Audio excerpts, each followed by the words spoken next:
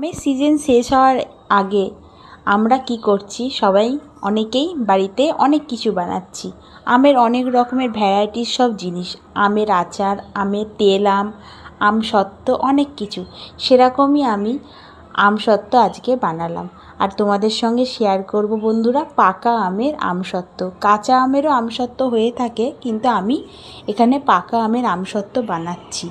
প্রথমেই এখানে হিমসাগর আম, একেবারে মিষ্টি আম ভালো করে ধুয়ে নিয়েছি। এটা আমি প্রেশার কুকারে, তোমরা বলবে হয়তো প্রেশার কুকারে দেওয়ার কী দরকার, কিন্তু আমি তাও আমটাকে একটু হালকা সিদ্ধ করে নিয়েছি। সিদ্ধ করে নেওয়ার পর আমি এটা দেখো নরম হয়ে গেছে, একেবারে নরম হয়ে গেছে। নরম তো ছিল, কিন্তু আর একটু নরম হয়ে গেছে। তারপর আমি একটা ছাঁকনির সাহায্যে, এরকম ছাঁকনির সাহায্যে আমি এইভাবে আমের যে পাল্পটা থাকে সেটা নিয়ে নিচ্ছি, আর খোসাটাকে বাদ দিয়ে দিচ্ছি। এতে কি হবে, ইজিলি হয়ে যাবে বলেই কিন্তু আমি এটা করছি। তোমরা আমটাকে সিদ্ধ করতে নাও পারো, কোনো অসুবিধা নেই। দেখো, আমি অবশ্যই কিন্তু ছেঁকে নেবে, তাহলে আমের মধ্যে চোঁচগুলো বা একটু হালকা হালকা শাঁস থাকে না, যেগুলো মুখে ফুটবে, সেগুলো কিন্তু ফুটবে না। সেই জন্য আমি এরকম ছেঁকে নিচ্ছি।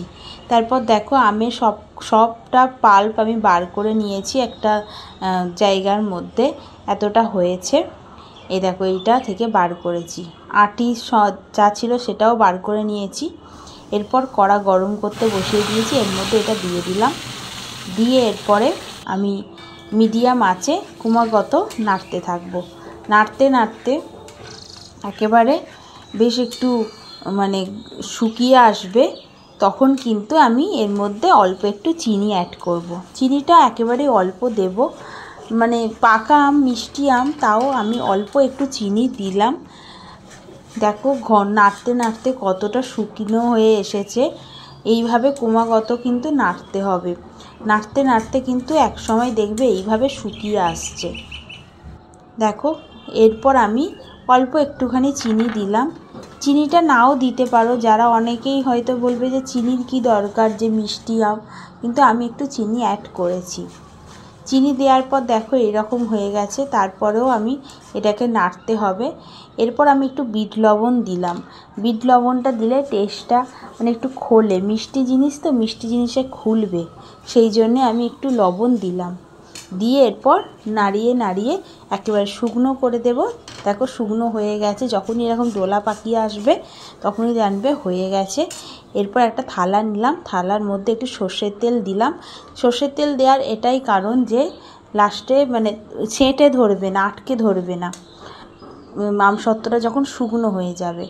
এরপর আমি এটাকে থালার মধ্যে দিয়ে একটু স্প্রেড করে দেব। স্প্রেড করে দিয়ে এটাকে শুকনো করে নেব। আমি 2 দিন শুকনো করে নিয়েছিলাম। শুকনো করে যাদের ছাদ আছে তো খুবই সুবিধা, আর আমি খুব কড়া রোদে শুকনো করতে পারিনি, তাই 2 দিনে শুকিয়েছে। আর কড়া রোদ হলে 1 দিনেই ঠিক হয়ে যাবে। দেখো, হয়ে গেছে আমসত্ত্ব। এটাকে এবারে কেটে নিতে হবে ছুরির সাহায্যে, লম্বালম্বি করে কেটে নেব। দেখো, আমসত্ত্ব খেতে তো ভালো লাগে, তার থেকেও আমার যেটা বেশি ভালো লাগে সেটা হচ্ছে এই আমসত্ত্ব কাটিংটা, দারুণ লাগে। কেমন হয়েছে জানাবে বন্ধুরা। সবাই পারো আমসত্ত্ব বানাতে, তবে আমি এই প্রথমবার বানালাম, এইভাবে বানালাম। তোমরা আমকে সিদ্ধ করে নাও করতে পারো, এমনি আমের পাল্প বার করে আঁচে আঁচ দিয়ে কমিয়ে এইভাবে করতে পারো, অসুবিধা নেই। কেমন হয়েছে জানাবে। আমসত্ত্ব বা ম্যাঙ্গো বার আমার তো ভালো লেগেছে, আর তোমাদের কেমন লাগলো সেটার অপেক্ষায় থাকলাম। ভালো লাগলে কমেন্ট করো আর বাড়িতে বানাও। ভালো থেকো সবাই।